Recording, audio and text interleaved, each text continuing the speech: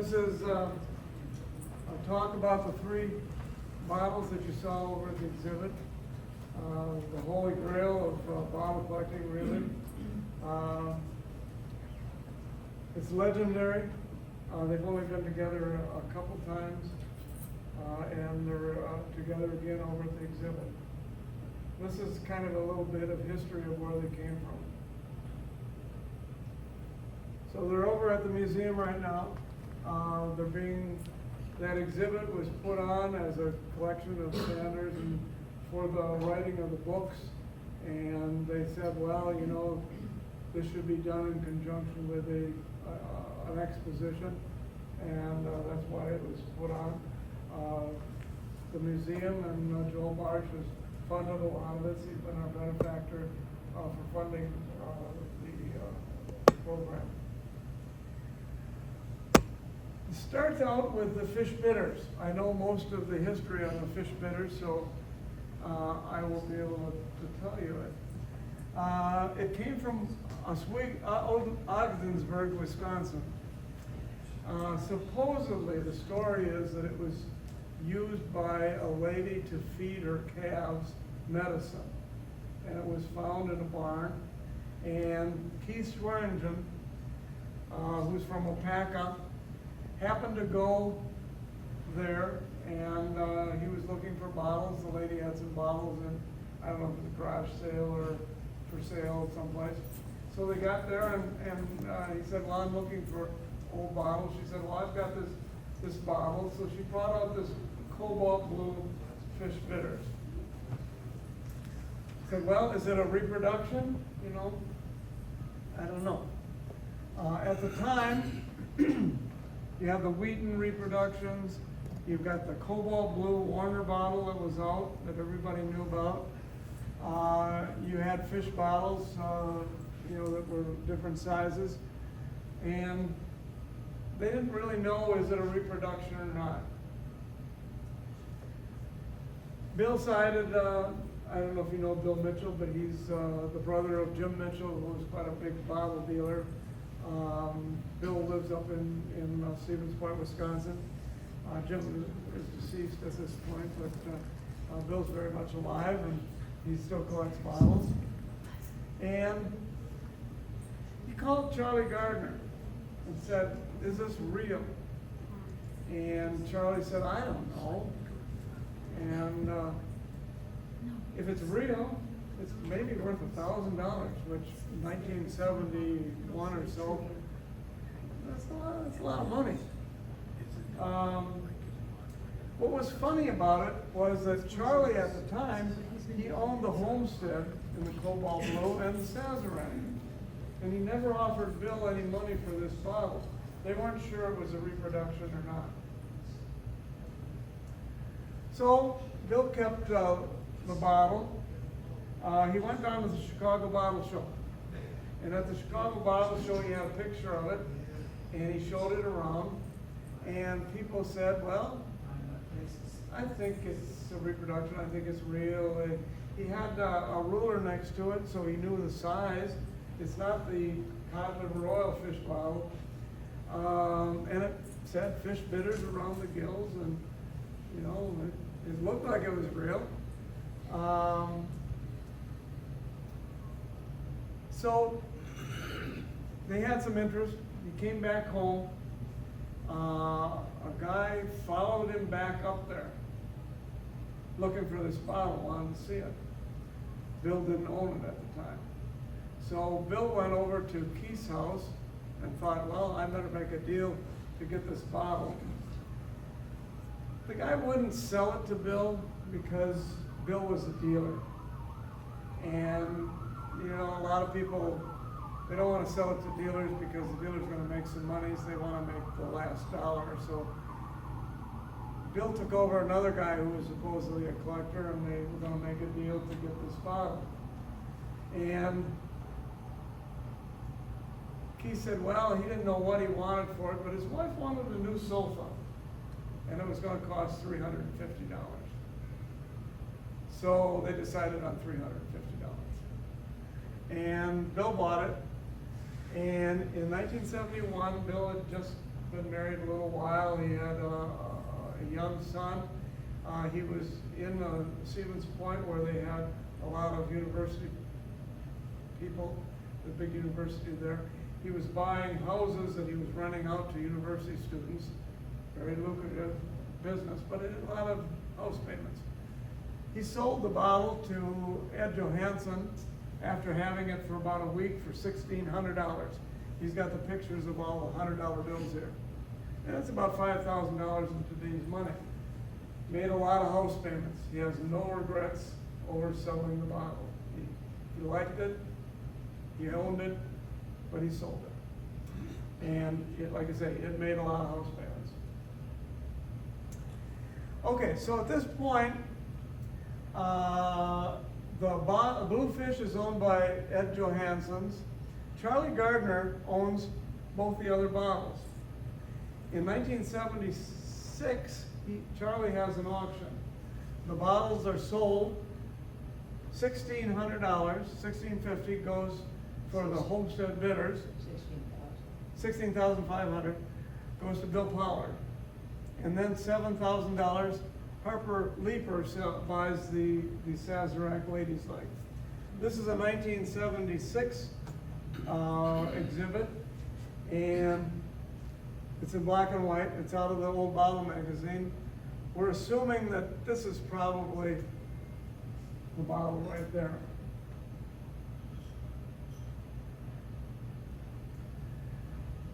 Tony Shanks, he's the first owner of all three bottles.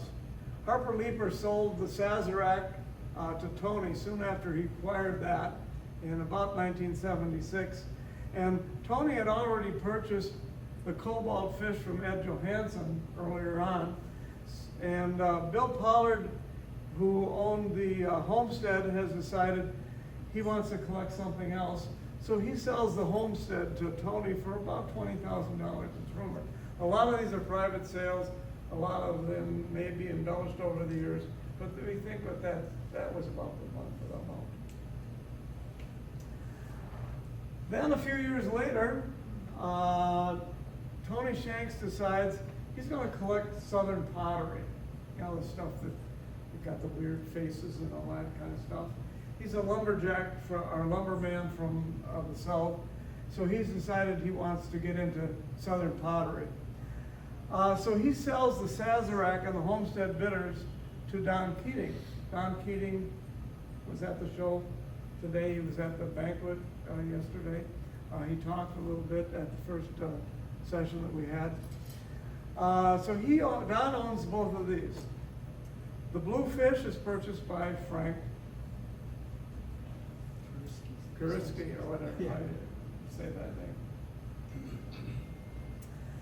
Don Keating's, then he purchases the fish from Frank to complete the reuniting of the three bottles. So they're together again for the second time and the last time. The story is kind of interesting, and I've heard it several ways over the period of time. Don had to sell some bottles that he really liked to get the money together to buy the fish, and it was a pursuit for him to put those three together. He kind of regrets that he gave up everything else to try to get those together. He talks about, in this yesterday morning session, he talked about the fact that he had those. He lives in an area where it's kind of, he's lived there for a long period of time. The area's kind of gone downhill. It's been broken into a couple times. He stored these behind a wall so that, and he would take them out and show you, but he had these for a period of time. About 2000, with the millennial change, they change hands again.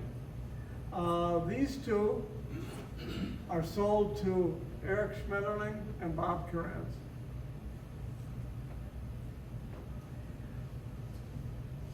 The Sazerac,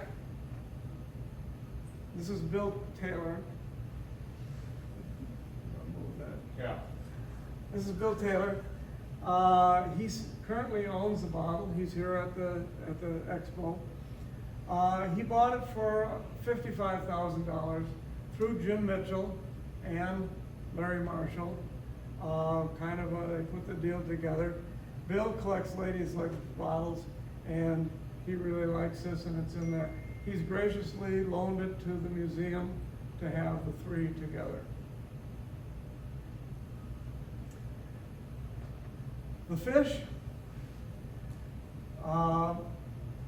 from Schmetterling and Curans, FOHBC makes a deal in the 2011 convention to purchase this bottle. And again, rumor has it for around $75,000. FOHBC doesn't necessarily confirm it or deny it when it's spoken, that number, but it's got to be about that number. This is a picture of it on his wall where you were at Glass on the Grass if you were out there. I took a few years ago when he still owned it before he sold it to Sander. I'm very proud of it at the show. It's a bottle that if you got a chance to stand up next to it and you would like to hold it and just admire it, it's a very, very beautiful bottle.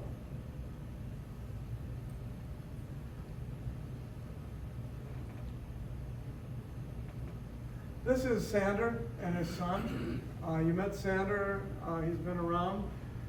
This is one of his, the display in the Virtue Museum, which is a very nice museum. If you talk to Joel last night, he believes that these are objects of art, and that's how it's displayed in the Virtue Museum. He bought that bottle, and he bought the Homestead Bitters, and he currently owns both of those, and they're in the exhibit. This is the mold that was used to make that bottle. Luckily, some of these molds were saved, at least some pictures of it.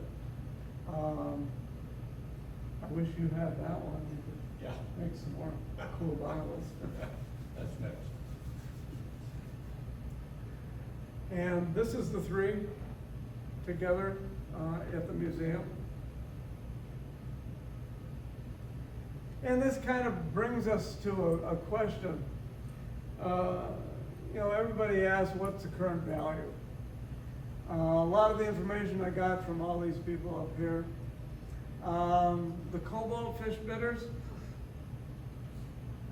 rumor again has it, last time it traded hands, it was over $300,000. A lot of difference from $350 that it was first purchased for. The Homestead Bitters, you're looking at $200,000. The Sazerac, it hasn't changed hands since it was purchased for $55,000. What is it worth? Hard to say.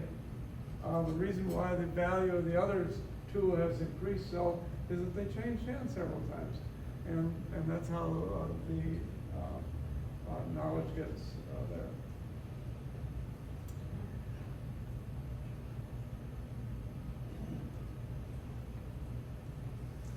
They skipped this slide. Okay, there's another slide in there that I just want to touch on. What was the bottle used for? Why was it made? Why did they make cobalt fish bitters or cobalt homesteads? There's nothing else, like it. You look at the drakes; they were made for many, many years. A lot of different batches of glass, which we learned this the other morning. Maybe a little mixture where they didn't clean off the rods or whatever, or the batches, or the glory hole got a mixture of different colors in it. So you got different things. They were filling gross amounts of bottles that were ordered. There's a lot of different colors. So, it was basically a hit or miss what you got to fill up that gross. Cobalt is an odd color. It's a very expensive glass to make, I'm assuming. Basically the fact that it wasn't used very much. It's also was used to denote poisons. You notice most of your poison bottles are cobalt. It's a very distinctive color for a bottle to be manufactured in. So you never know why it was made. Was it a gaffer's whimsy that he took home to put on the windowsill? Don't really know. So those are all speculations. Next up that we're going to talk about is the making of the Duke Drake's Plantation Bitters. It was made by Mike Craig and Treg Silkwood. He's a master glass blower. He's worked with Corning. He's worked with a lot of places. If you want to get more information, go to silkwoodglass.com. You can see some of the absolutely gorgeous things that are in his website. He does have this this shell that's up in the auction. I got the chance to see it the first time when they took it out of the box this morning. It's absolutely astounding. You really should take a look at it. Put some bids on it. It's something that I wouldn't mind owning. In fact, I put a few bids on it, but I've overbid a couple times. So we're going to have Treg and Mike describe how this bottle was made for our commemorative. Here we go. Can you find it? Let's see. This is an Apple computer. Does anybody know how to run an Apple computer?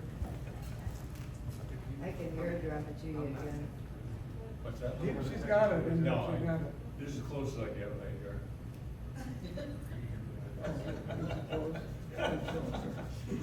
Yeah, ours is always over there.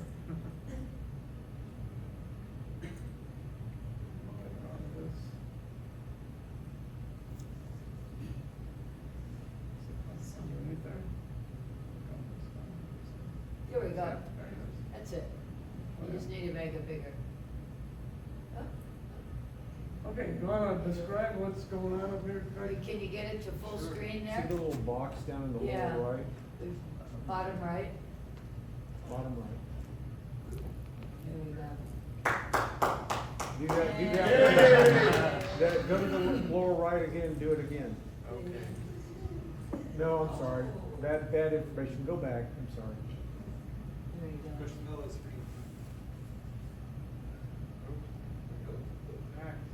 So you go and hide the toolbar. It's like you. Oh, hide toolbar at the top? You can see it all. Yeah. Okay. Okay, here we go. So I'm just going to go more or less play by play what's happening. If you have questions, we can talk a little bit after the video.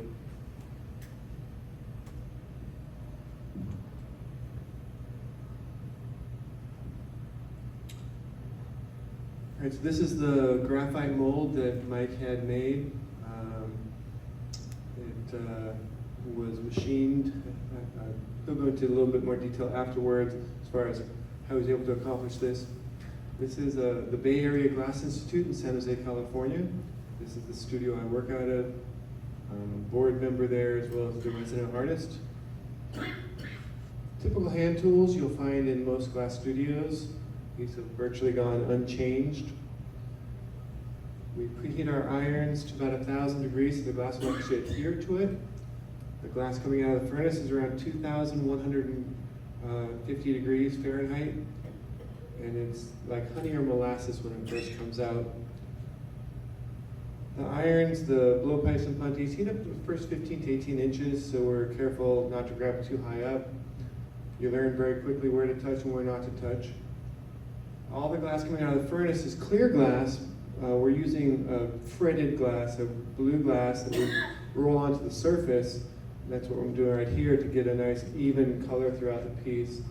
The frit comes in a powdered form, a granulated form, or a large chunk.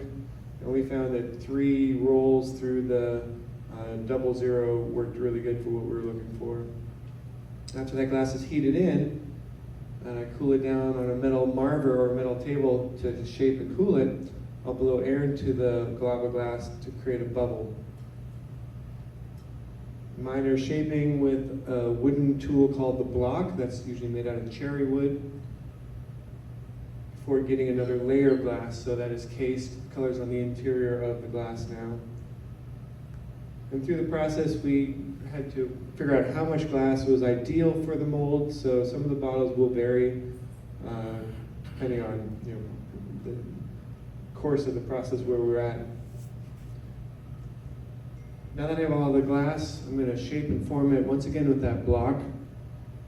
You'll see me doing this here, and I'm going to be working towards distributing the bubble throughout the piece as evenly as I can. So when it goes into the bottle, we have a nice uniform thickness throughout. I'll be using heat and gravity primarily to do most of the shaping on this. I'm cooling down the bottom portion, stretching it out with gravity, and at this point, I'm getting it pretty much as hot as I possibly can before going into the mold. We had challenges getting the embossing just right, and this is, what you're watching us do is what we finally figured out. So we drop it into the mold, use some pressure with the breath to form the shape of the bowl, of the bottle. If we stay in the mold a half a second too long, the bottle breaks. So the timing of everything was very critical. You can see the glow, that's the radiant heat from the thicker portion of the glass. The thinner portion that blew into the roof portion, it got cool. And that's compressed air I'm using just to chill it down so I can control it a little bit. This is still flopping all around, and I'm pretty comfortable with trying to keep it balanced. After coming out of the mold, we're going to break it off of the blowpipe and transfer it to a pontil rod. And so Mike is making that pontil right now. Just a little glass on the end of the iron.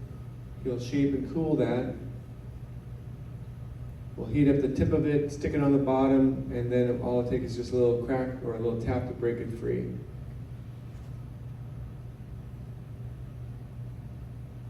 We want to put it on the same axis as the top of the bottle. That being hot, I use compressed air just to chill it. Small drop of water on the crack-off point. And please breaks free. This is going to a glory hole, which is a heating chamber. Gets the glass soft and malleable. I'm using a torch, which is not historically used. This is a modern tool, but I'm basically fire polishing the edge and truing it up, cleaning it up before we apply the lip. And so more clear glass is brought from the furnace. We're going to put it in the blue grit and then apply that. Mike had also created the lip shaping tool. And we'll use that to form the top.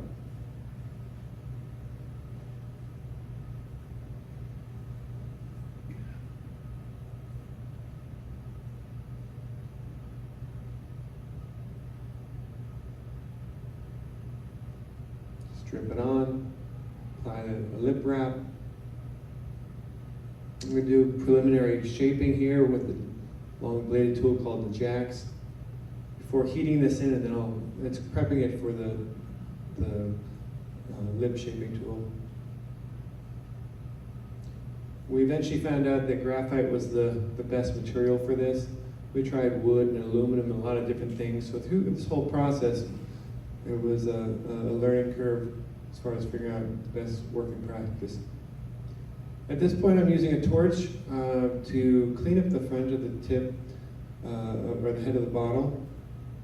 I had a question last night about the opening being a little off round. Well, if it was off round on the top, I can either straighten off the top or keep the opening on center. I would love to have seen a YouTube video of this of the old-time people doing this. I would have learned a lot from that. Once the bottle is shaped, we're going to take it to a crack-off table, small tap.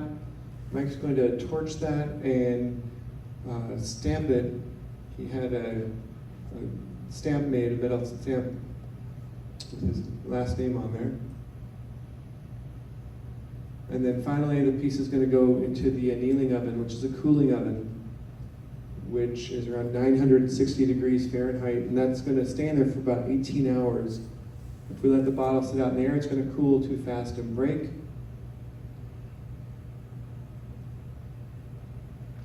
And there's that finished piece going in there. And here's the finished plantation bottle in its glory. Awesome. All right. Questions? Yes. What percentage of the bottles broke, or what was your failure? What was our failure rate? Yeah. Okay, so initially just getting to the finished product that we got here, we took about over 50 pieces to figure out the process of blowing the mold. So beyond that, once we had more or less refined our process, we can make like close to 20 bottles in a 4-hour period of time, working, as fast as we could. And if we were lucky, we got 90% of our bottles actually into the annealer. Doesn't mean that all would survive. We might have a crack the next day, so we might lose 1 or 2 if they were way too cold. So roughly, 90%, which is pretty fair as far as accomplishing what we were going for. And it was a challenge. So about 90%. That's a good answer to that. You had a question? Did you flash the bottle before you bottled it? I don't know if it was just cut, or did you just have... We did flash it, yeah. The video shows most of the process, but after it was broken off, it probably had 1 or 2 flashes in between. And then when we put the lip wrap on, even though it was a flame polished lip, I used the tools to shape the top of the bottle. Yeah, curiosity on that. If you didn't use a torch, how would you have to get that flash to be able to do that to the lip? Heating the lip, getting it as close to 2,000 degrees would be beneficial for using the lip shaping tool. Without the torch, I was having a challenge getting it hot enough without the bottle collapsing. The roof tiers were thin enough that the heat differentiation between heating just the lip and the shoulder, if I was there just a couple seconds longer than to get the heat without the torch, I was crumpling the bottles. So the torch was very handy, and at this point, learning how to use the process for, like, the historical glass blowers didn't have a torch. So how were they able to get the lip applied and shaped? It's still a curiosity to me, and it's room for growth as far as developing our methodology to get that. And so, you have to get the glass around 2,000, which is like a honey consistency. Anything, 1,800 degrees, it's like toothpaste. Just chat. Well, that was my second part of the question is, you wax jacked inside the neck to open the side to a side. Mhm. Did you get chatter marks? 'Cause that was the one thing I always wondered is when they go in and put a flash in the organ mold to get it hot enough for that string lip, there's sometimes tool marks on the inside of the body. You can tell they were wax jacked. Mhm. But that would mean the whole end of the bottle would be 1,800 degrees like you were saying. But, did you notice any markings from the wax jack? The wax jacks, no, not during the wax jacking. Not when we were shaping it with that. The front end was warm enough, but we only heated the first ½ inch to an inch in order, even just to open it without the torch. The chattering came from the tool marking, putting the tool into it.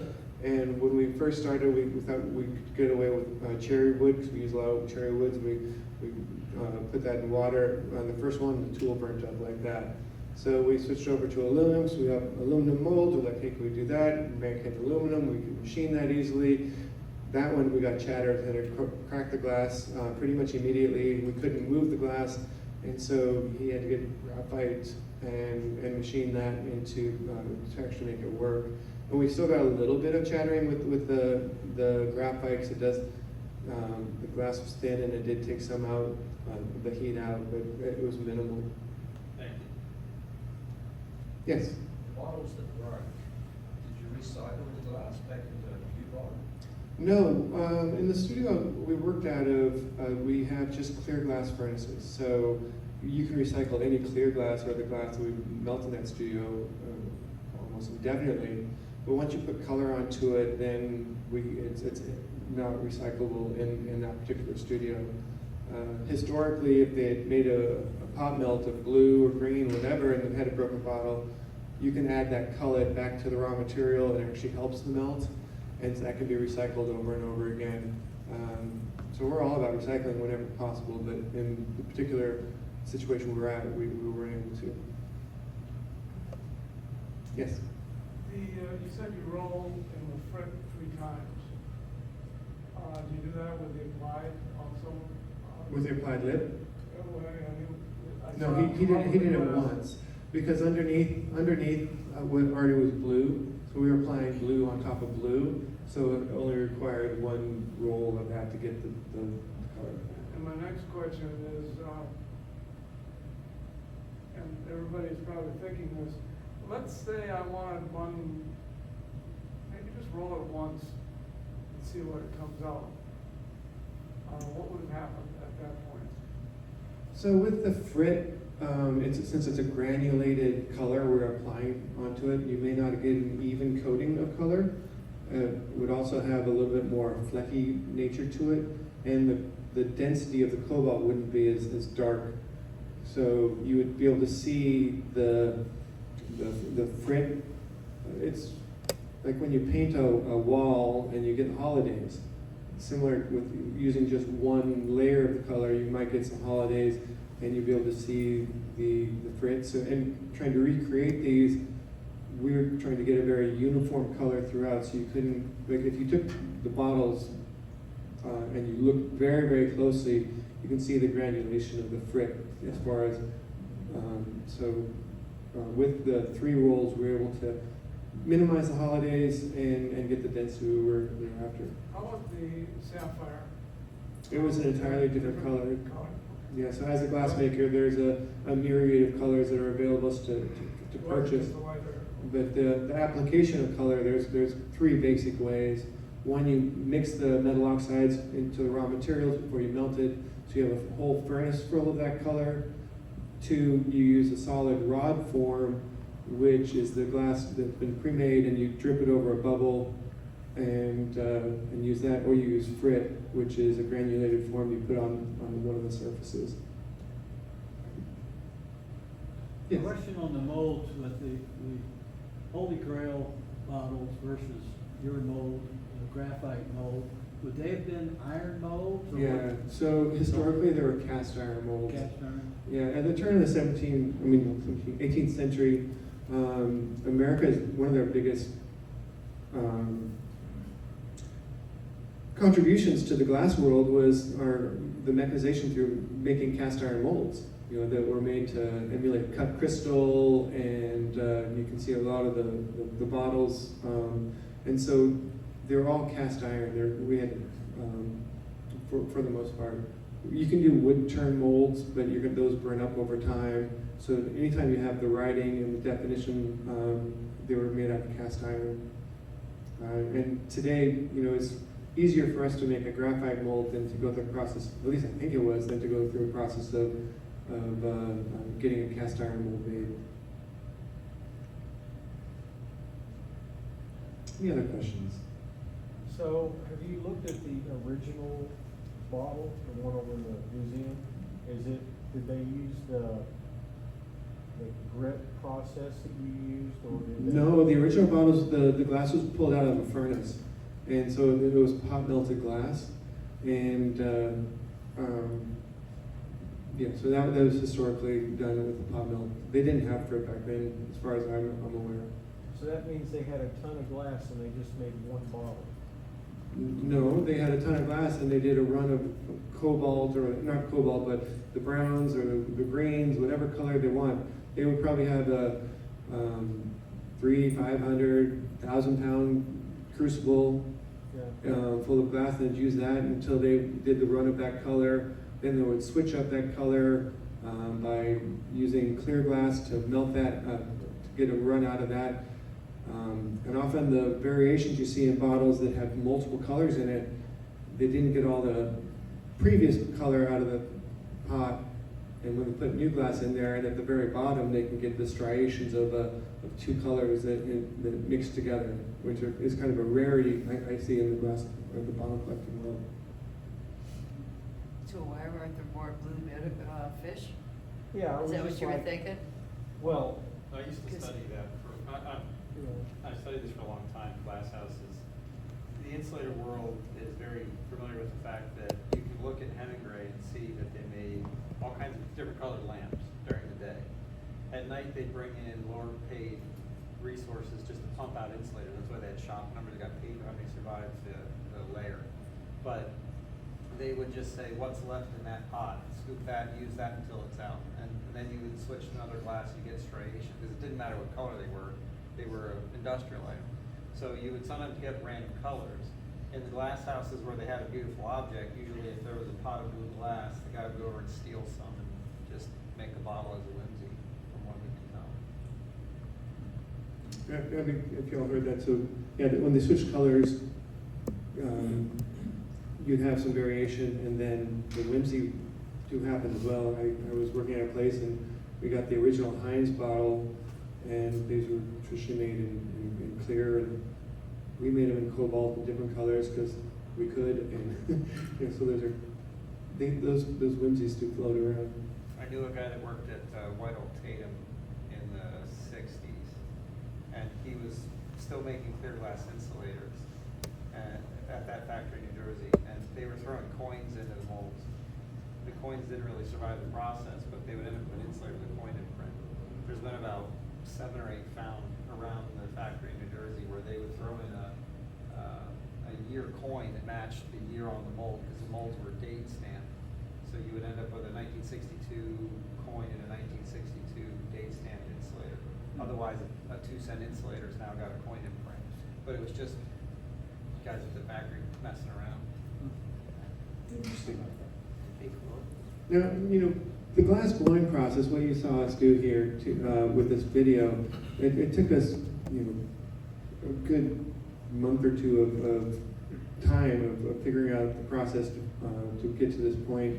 We had a question last time about, well, how long did it take you to actually make one of these bottles? And I said 8 minutes. But the actual, it's like 8 minutes and 35 years.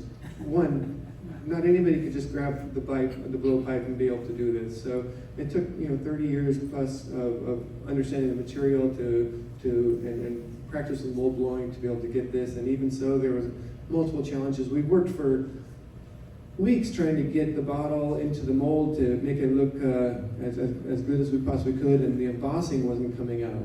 And I tried to do post-jack gathers and pulling the neck out before going to the mold, trying to get it hot enough, and then after a lot of frustration and I would say sleepless nights, was just challenging mental work. I just had this epiphany of like, you know what, we just need to get this hot enough. And so at the end of one of our sessions, I got the glass as hot as I possibly could in the glory hole before dropping it into the mold. And lo and behold, that worked. But it was so hot that it was nerve-wracking how hot I had to get it. And every time I dropped into the mold, I had this anxious feeling in my gut, because from my perspective, I couldn't see how it was dropping the mold, how it was flowing. And for the most part, we got it. Sometimes we would drop a little too fast or too hot and not far enough down, and we could pinch in the mold. And we had a lot of failure in just figuring out that whole process.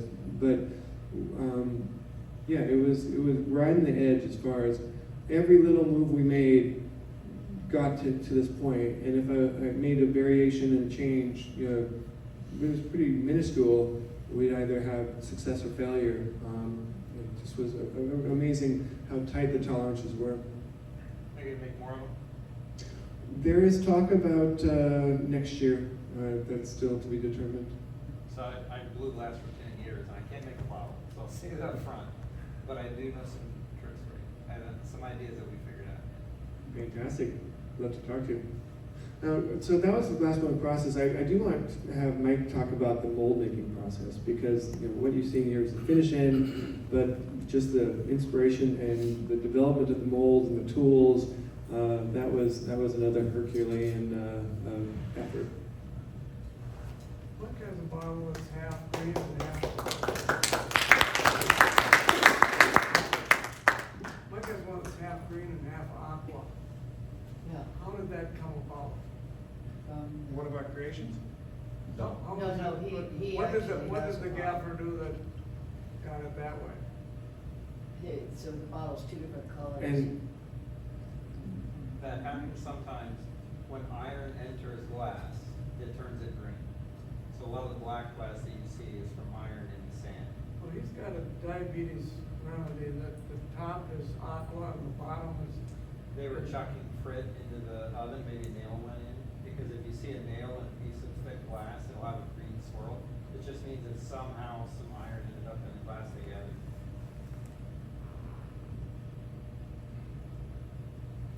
Hi, I'm Mike Gray. And the journey started when Mr. Seeliger said, why don't we make a commitment to a piece for the show? And I said, we'll make a little trivet and stamp it, and it'll be cool. And I said, yeah, we could do that, no problem. And of course, it changed. And he says, I'm gonna send you a bottle, see what you think, see if you can make it. And, okay, so he sent us some drinks. And, okay, we gotta make a mold. And so we talked to Treg, and we talked about wood, we talked about casting it, we talked about many things. And said, well, the best mold's made out of graphite. Okay, silly me. And so, fortunately, we had a reserve of people that are really talented that are in our spirit. And we were able to get a person that took the bottle that Mike gave us and scanned it. And he was like in a little catacomb down there, troll, so to speak.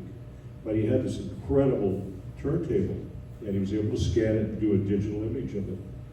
But it was so finite and so complex, when I took it to my machinists, they put it on their computer, the computer couldn't load it, it's too much.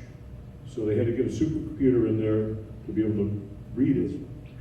So then we got commercial graphite and came up with an idea how to go about it, and we had 2 big chunks of graphite and put them in, and by the time we finished putting the venting holes and all the design, it had run over a week, a CNC machine. So it was very complex, and Treg and I talked about where we needed the venting holes, how we wanted to go to have it to hinge, and it basically became a 3-part mold because the base was done in aluminum that everything was stationed off of. And so it had venting holes in it, so because the base of the piece had a convex base. And so that had to be put into that, because it couldn't be on the top mold. But that all worked out, came out cool. It took a little over 3 months to make the mold. And we spent a few hours putting this together, a number of months. But it came out cool, and I hope you all have one. That's about it. Thank you.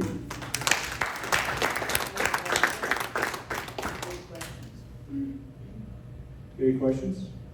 How'd they do it 150 years ago? Well, pretty much the same way you just saw it on the screen.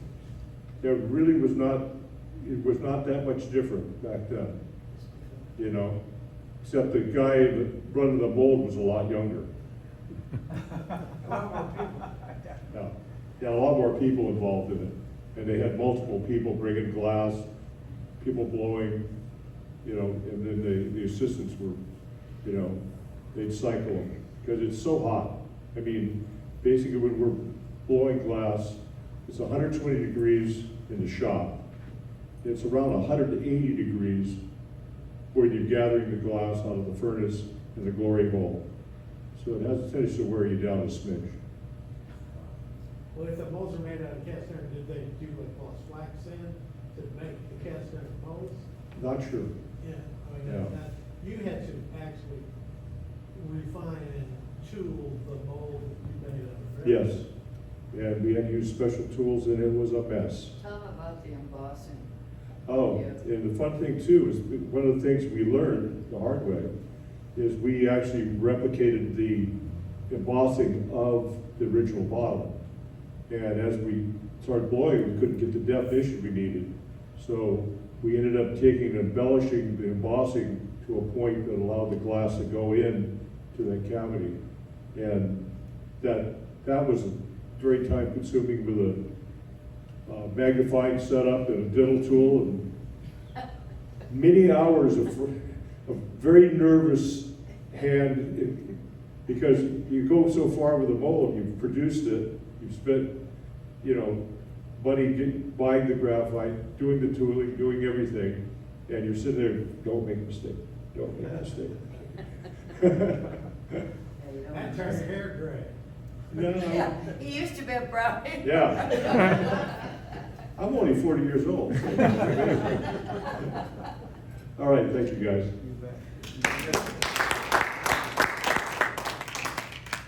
Mike and I went over to Corning, and we always wondered, let's say Mike and I wanted to make a patent medicine, and how many bottles were made? Because you get a lot of these one-of-a-kind bottles. How many other bottles are out there? And we went into the archives and we found out that it cost you about $4 to $14, depending on how intricate your mold was, to have somebody make like a patent medicine. And then it was 6 cents a letter to have that put in there. So you had about less than 20 bucks involved in a mold that you gave a glass house and then had them blow it. You probably want to recoup your money, so you're selling this for $1 a bottle, you want to make some profit. I would think a couple gross would be the minimum that you'd have blown. So I think if you look at your bottles that are out there where they're one of a kind, there was probably at least 300 made, and a lot of them may have gone back for cullet or whatever, but they're out there maybe. So that's just kind of an interesting sidelight to it. So for these 3 bottles, have they found any broken examples of them? Or no, it's just those 3 bottles. Now, like the fish bitters, you see it in green and Yeah. all the other colors. In fact, there's an old Homestead's in there that's a beautiful green with an inside stopper. One of a kind. Probably, maybe, I like that bottle even better than the cobalt Homestead. Same here, might as well there, yeah. And the inside thread, I've never seen another one with that inside thread. Is that the one with the little stopper in it? Yeah, stopper. Do we know, did Whitney Glassworks do, I'm pretty certain Whitney did the whole Homestead, did Whitney do the fish bitters too? It was done by 3 different glass houses, I know that. Oh, really? Yeah. Okay. And, cause I know Whitney was, obviously did EG Booze, they did the cabins. I would love to have gone and talked to the family, or got the name of the family that had the blue bitters, the fish. Okay. And just follow that lineage back. Did that person work for a glass house Yeah. back east someplace? Cause you mentioned yesterday, that fish was being used as a nursery. Yeah. So that's interesting in that regard, so. Yeah, because there's also rumor that maybe none of these bottles were ever made for production. You I know? find it hard. You get a cobalt wine bottle, and people put it on their shelf. Uh-huh. If I bought an Indian Queen to have medicine in, it wouldn't go in the dump after I was done. It would. Aunt Jemima bottles get put up on the shelves. Yes, yeah, right. Or hidden under the stairs Yeah. where you're And maybe taking a eventually, sip I think a around lot of nobody these else. bottles that we're getting today They're handed down, they're probably on the mantle, because they're cool bottles, and that family really liked it. And eventually it gets to the person who is a minimalist and wants to put it in the garage sale, or give it to a thrift store, and we love those people. And I think that's why a lot of things are coming out in the last few years, is that you're getting to my son's generation who, my biggest fear is that he's gonna take all the bottles and put them in a garage sale for $5 a piece. But you know, Charlie Gardner had, you know, mold, I believe it was a Congress bitters, was it Yeah, something similar to that? there's a rumor out that there's a picture of him with the Homestead mold, Okay. with Clevenger. Uh-huh. It's a rumor. I talked to Jim Hagenbush about it, and he said, no, that never happened. I don't know. We don't know for certain. But he did have that small Congress bitters Yes. that was never made Yes. in production.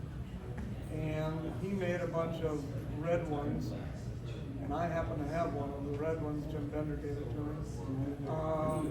It's like but like a dozen or something like that he had? I think he had like 25 made. Okay. Uh-huh. So it makes you wonder, you know, if he had the Homestead mold, Yeah. if he had somebody blow it, you know, blow it. The trouble that you've got is World War I came along and they needed iron for the war effort. Yes. And a lot of those went that way. Bingo, bingo. Too bad for us. Or maybe good for us, otherwise it would be still made. So. Right. A lot of Okay. speculation. Thanks.